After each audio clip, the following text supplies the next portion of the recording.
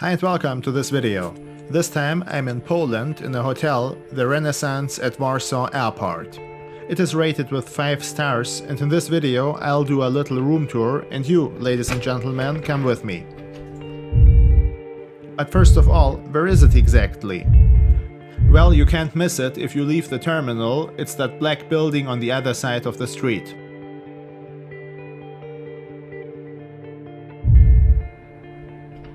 Okay, so this is the small corridor. On the right side we have this leaflet, which you can use to order your breakfast to your room. I have never done that. I simply go to the restaurant to have my breakfast, but maybe you do it. And that's the Do Not Disturb sign. In fact, I put it outside so that nobody would disturb me while recording this video. I will go through the hotel room in a systematic manner, so let's start with the bathroom. It seems that in the standard rooms they only have a shower and not a bathtub. Everything is clean here. This hotel was opened in 2018 and it still feels absolutely new. Actually, it's the first hotel of Marriott's Renaissance brand in Poland. The hotel has 225 rooms. As additional amenities, I would mention the indoor swimming pool and the gym. In the wardrobe, there's a bathrobe, a safe, and a hairdryer. So all the standard items are here, including an ironing board.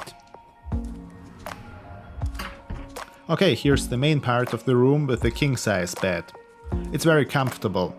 The design is modern with that concrete wall and the lighting in there.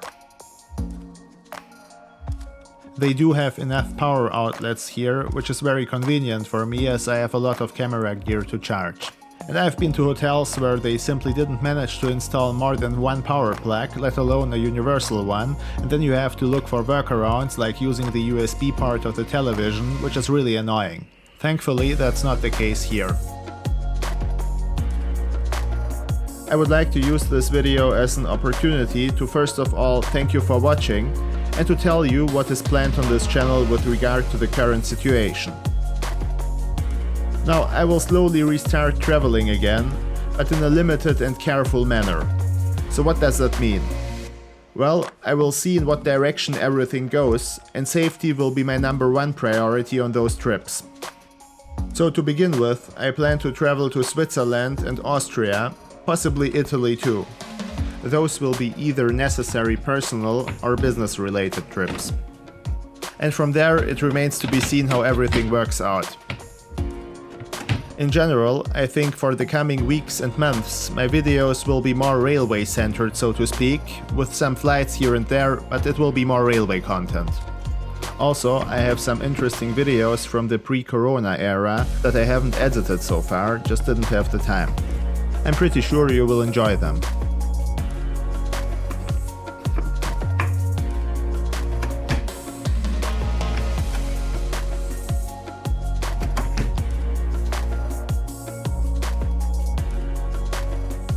Alright, time for a drink. These 2 bottles of water are free of charge. Niegazowane, by the way, means that it's still water. What else do they offer in this room? Well, you can have some tea and coffee.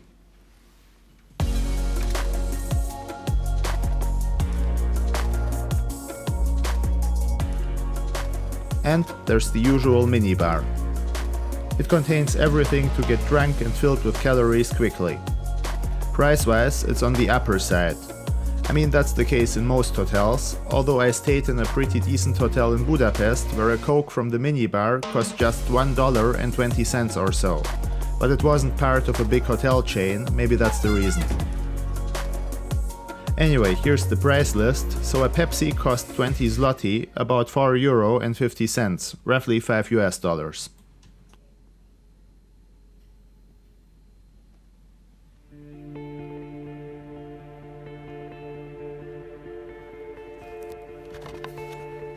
This leaflet shows what you can do in the spa area of the hotel. For example, you can get a 30-minute massage for 180 zloty, which is somewhere around €40.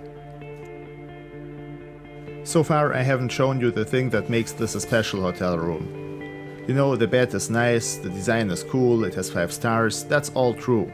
But for an aviation geek, the view to the airport is what really counts. As I said, I got all of this for less than €100, which is a very good price. Traveling in Eastern Europe is generally much more cost efficient than in other places.